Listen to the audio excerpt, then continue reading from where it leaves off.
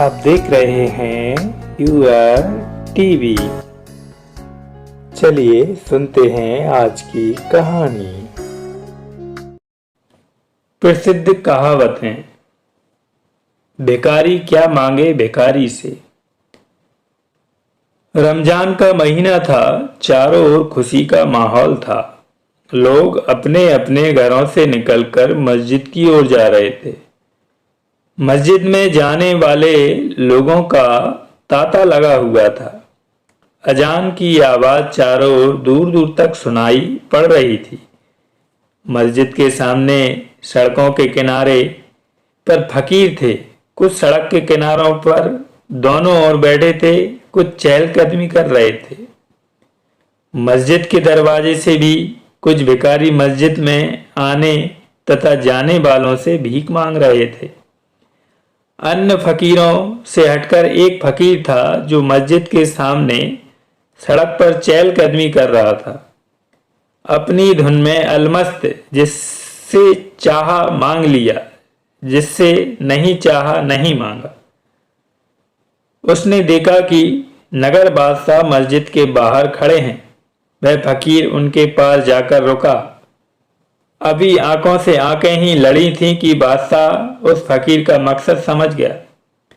उसने तुरंत कहा, थोड़ा रुको, अभी आता हूं, नमाज का समय हो गया है। वहीं बादशाह का सेवक खड़ा था। उसकी नजर उस फकीर पर थी। वह फकीर वहीं सड़क पर चहलकदमी कर रहा था। कुछ समय तक वह इसी प्रकार चहलकदमी के बाद थोड़ा रुका और चल दिया। नमाज अता करके बादशाह मस्जिद से बाहर आ रहे थे। बाहर आकर देखा तो वह फकीर गायब था। बादशाह ने वहां खड़े अपने सेवक से पूछा, वह फकीर कहाँ गया? सेवक ने एक और इशारा करते हुए कहा, जहां पना वह जा रहा है। बादशाह ने उसे बुलाकर लाने के लिए कहा। सेवक तेज कदमों से फकीर की ओर बढ़ गया।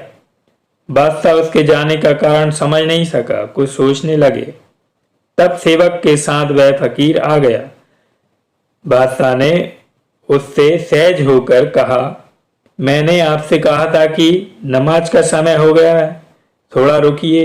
उस फकीर ने बहुत छोटा उत्तर दिया, बस यूं ही। नगर बादशाह को एक फकीर से बातें करते देखकर लोग ठिठक गए। कुछ बुजुर्ग भी उसकी बातें सुनने के लिए रुक गए थे। जब बादशाह ने उसका उत्तर सुना तो अजीब सा लगा। फिर भी बादशाह सहज होकर उससे पूछ बैठा। फिर भी बादशाह के आग्रह को फकीर ठुकरा ना सका। बादशाह को उत्तर देते हुए फकीर बोला, आपके जाने के बाद कुछ देर बाद मेरा मन बदल गया। मन ने कहा, जो खुद दूसरों से मांगने आया है, मैं उससे क्या मांगू? एक भिखारी दूसरे भिखारी से क्या मांगेगा? इतना सुनते ही बादशाह के पैरों से धरती निकल गई। बादशाह सोचने लगा, ठीक तो कहता है फकीर, दोनों ही भिखारी हुए। मैं भी तो खुदा से कुछ मांगने आया था। बादशाह सोच ही रहा था कि तब तक भीड़ में से एक बुजुर्ग की आवाज सुनाई पड़ी, सुभान अल्लाह, क्या बात कही, भिखारी क्या मांगे भिखारी से। मोको और ना तो को ठोर। एक गांव में दो आदमी थे। उनके नाम थे मनसुख और मनफूल। मनफूल मनसुख से 6 साल बड़ा था, लेकिन थे दोनों ढलती उम्र के। काम करने के बाद से शाम को मनफूल अपने चबूतरे पर आ बैठता था, साथ ही मनसुख के आने का इंतजार करता था। मनसुख भी जब अपने काम से फारिग हो जाता था तो सीधा मनफूल के पास जा पहुंचता। फिर दोनों बातें करने में खो जाते। इन दोनों के बारे में गांव के लोग अच्छी तरह परिचित थे। जब वे आपस में लड़ते झगड़ते थे तो एक दो दिन बोलना बंद कर देते थे। वे दोनों गांव के लोगों से बातें करने की कोशिश करते, लेकिन कोई उनसे ढंग से बोलता न था। इसलिए एक आधी दिन बाद दोनों का गुस्सा ठंडा पड़ जाता था और फिर आपस में बोलना शुरू कर देते थे। एक दिन दोनों में कुछ अधिक कहासुनी हो गई। फिर तो दोनों ने फिर एक दूसरे से संबंध तोड़ने की बात कह दी। अब वे अलग अलग अपने घर पर पड़े रहते, कभी गांव में घूमते रहते, कभी घर से बाहर ही नहीं निकलते, कभी एक दूसरे को देखते हुए निकल जाते। इस स्थिति से इनके घर वाले भी परेशान थे। दोनों ऐसे रहने लगे जैसे घर में मातम छा गया हो। गांव वाले भी सोचने लगे थे कि अब की बार इनकी दोस्ती टूट गई, अब दोनों अलग अलग बने रहते। गांव वालों को दोनों की दशा पर दया तो आती थी, लेकिन कोई अपने पास फटकने नहीं देता था। मनफूल हमेशा की तरह चबूतरे पर बैठा रहता और सोचता रहता कि वह अब नहीं जाएगा, फिर भी उसे लगता कि शायद कभी आएगा। एक दिन मनफूल चबूतरे पर बैठा मनसुख के बारे में यही सोच रहा था। उसी समय उसे मनसुख आता दिखाई दिया। वह उसके बराबर आकर गली में रुक गया। मनफूल बोला, नहीं। जब मनसुख चलने लगा तब मनफूल बोला, आजा, जा कहाँ रहा है। मनसुख चबूतरा चढ़कर उसके पास पहुंचा तो मनफूल ने कहा, यहाँ बैठ जा। मनसुख बैठ गया और चुपचाप बना रहा। मनफूल फिर बोला, कुछ बोलेगा भी क्या, गूंगा बना रहेगा। मनसुख बोला, भैया माफ कर दो, अब कभी नहीं लड़ूंगा। मैं भी कभी नहीं लड़ूंगा। हम दोनों जानते हैं कि हम एक दूसरे के बिना नहीं रह सकते। इतना कहकर मनफूल ने उसे उठाया और गले से लगा लिया। गांव के कुछ लोग वहीं गली में खड़े होकर यह दृश्य देख रहे थे। दोनों की बातें सुनी, फिर सब लोग चलने लगे। चलते चलते एक ने कहा, ठीक है भैया, मोको और न तो को ठोर। दोनों दोस्त उसकी ओर देखते रह गए।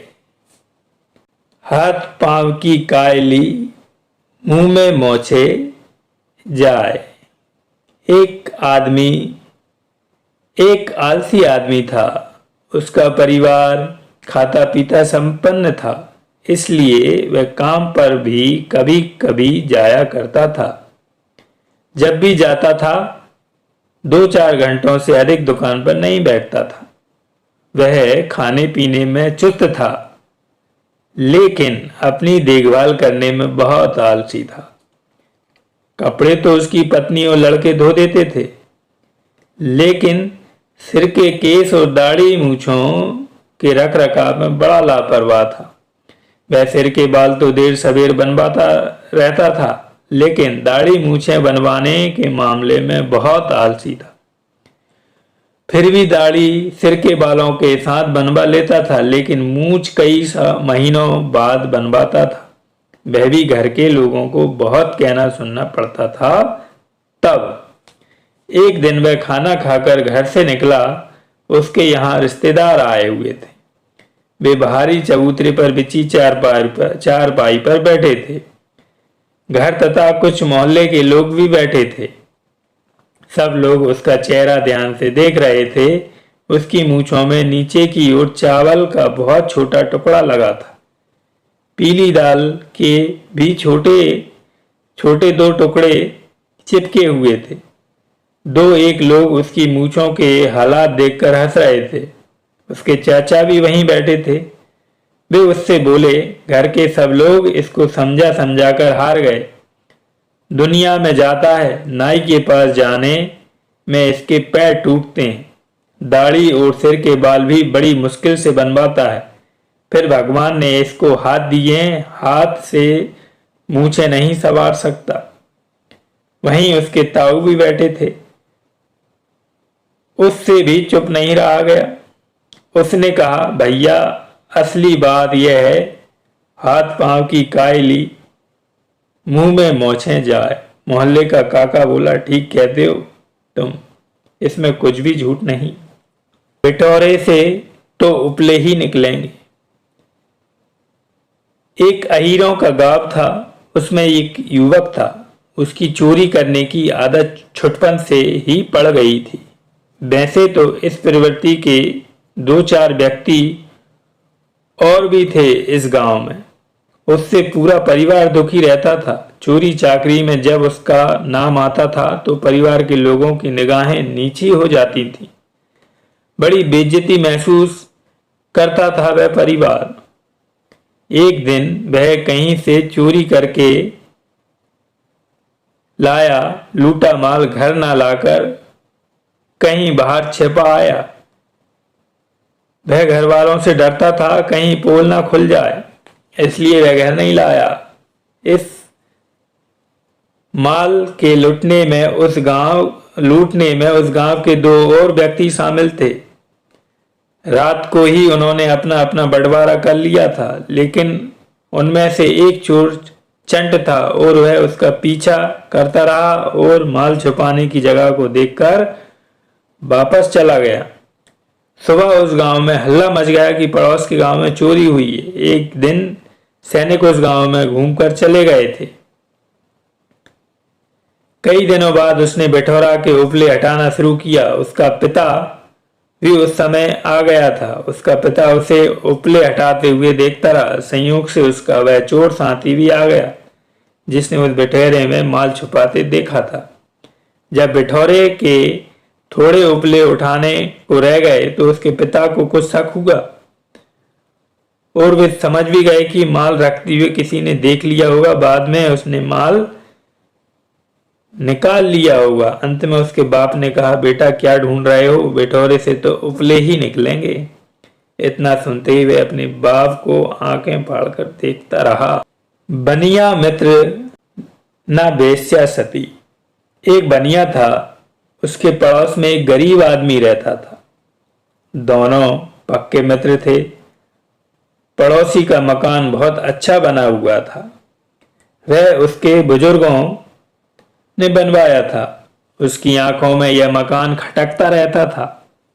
बनिया की नीयत में खोट आ गई। वह यही सोचता रहता था कि किसी तरह यह मकान मेरे पास आ जाए।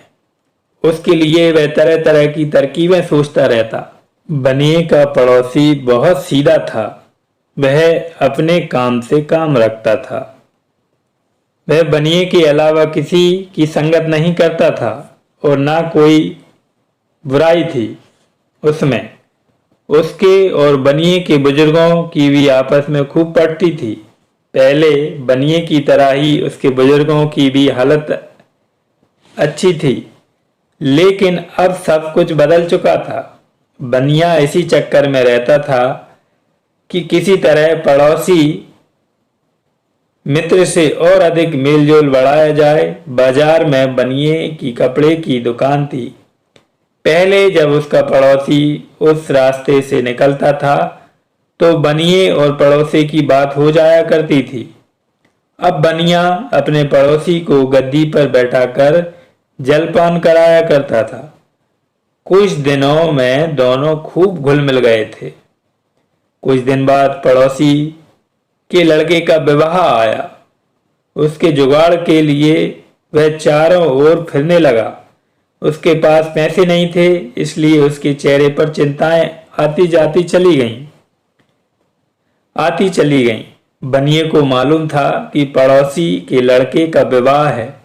एक दिन बनिया दुकान पर बैठा था। उसने देखा कि सामने से पड़ोसी आ रहा है। जैसे ही वह पास आया, उसे गद्दी पर बैठाते हुए बोला, मनसुखलाल, क्या बात है? आज बड़ी चिंता में दिखाई दे रहे हो। कोई परेशानी हो तो बताओ, आखिर मैं तुम्हारा मित्र हूं। मनसुखलाल ने कुछ नहीं कहा और दूसरी बातें ही करता रहा। मनसुखलाल को इतना मान मिल रहा था कि बनिए के प्रभाव में रहने लगा। एक दिन बनिए ने फिर मनसुखलाल को टोका, भाई, लड़के के विवाह के थोड़े दिन रह गए हैं, क्या जुगाड़ किया है? मनसुखलाल बोला, क्या बताऊं, कहीं से कुछ बात नहीं बन पाई। बनिया बोला, भाई, अब सोचने का समय तो नहीं है। जितना पैसा चाहिए मेरे से ले जाओ, शान से विवाह करो लड़के का। मनसुखलाल उसकी बातों में आ गया। मनसुख लाल ने लड़के का धूमधाम से विवाह कर लिया। पैसे उधार देते समय बनिए ने कागज पर दस्तखत करा लिए थे। दस्तखत कराते समय बनिए ने कहा, भाई मनसुख, यह तो ऐसे ही करा लिए हैं, पैसे चाहे जब देते रहना, इस कागज को बाद में फाड़ देंगे। मनसुख लाल को बनिए में कोई बनावट या चालाकी नजर नहीं आई। कई वर्ष बीत गए, बनिए ने पैसों का कभी तकाजा ही नहीं किया। जब भी पड़ोसी के कुछ होता तो बनिया उसे उधार दे देता। हालांकि पैसे लेने के पहले मनसुख लाल कहता था, पहले का लिया ही नहीं दे पाए, यह सब या बाद में कैसे दे पाऊंगा। बनिया हर बार यही कहता, भाई तुम किसी बात की चिंता मत करो, तुम मेरे मित्र हो, शान से जो कुछ करना है करो। इस तरह चाहे लड़के की शादी रही हो या लड़की की, और कोई खुशी कोई त्योहार रहा हो या हारी बीमारी, हर बार बनिए ने कुछ न कुछ दिया ही था। बनिए ने पैसों का तकाजा कभी नहीं किया था। मनसुख लाल भी भूल से गए थे कि किसी का कर्ज देना है। लेकिन जब लगभग 10 वर्ष बीत गए तो एक दिन बनिए ने मनसुख लाल से कहा, भाई एक दिन अपना हिसाब देख लो, कल आ जाओ। हमेशा की तरह मनसुख लाल बनिए के पास पहुंच गया। बनिए ने हिसाब बताया तो मनसुख लाल के पैरों से जमीन निकल गई। मुंह खोला का खुला रह गया था। वह इतना पैसा हो गया था कि किसी हालात में उतारा नहीं जा सकता था। घर बेचने पर भी इतना पैसा नहीं मिलता। आखिर एक दिन बनिए ने पड़ोसी का मकान अपने नाम करा लिया। मनसुख लाल ने सोचा कि गलती मेरी थी, मकान गया तो गया, लेकिन मित्रता बनी रहे। इधर मकान लेते ही बनिए ने अपना व्यवहार बदल दिया। अब गद्दी पर बैठाना तो दूर, उससे बातें करना भी बंद कर दिया। मनसुख लाल उस रास्ते से आता दिखाई देता तो बनिया उससे नजर तक नहीं मिलाता। मनसुख लाल चुपचाप निकल जाता। जाड़े का समय था। कुछ लोग धूप में खड़े बतिया रहे थे। बात बनिए और मनसुख लाल की छिड़ गई। एक ने कहा, दोनों पड़ोसी थे, दोस्त थे, फिर भी बनिए ने उसका मकान हड़प लिया। दूसरा बोला, मनसुख लाल सीधा साधा था, फंस गया लाला के चंगुल में। उसने मकान लेने के लिए ही दोस्ती बनाई और उधार देता रहा। आखिर उसने मकान ले ही लिया। पहले आदमी ने फिर कहा, बनिए पर कभी विश्वास नहीं करना चाहिए। यह बिना मतलब के किसी से दोस्ती नहीं करता। उसकी पैसों की भूख बेस्या जैसी होती है। भैया, इसी प्रकार बनिए की नजर पैसों पर होती है, चाहे उसका मित्र हो या घर का। वह सबसे कमाता है। वहीं बातें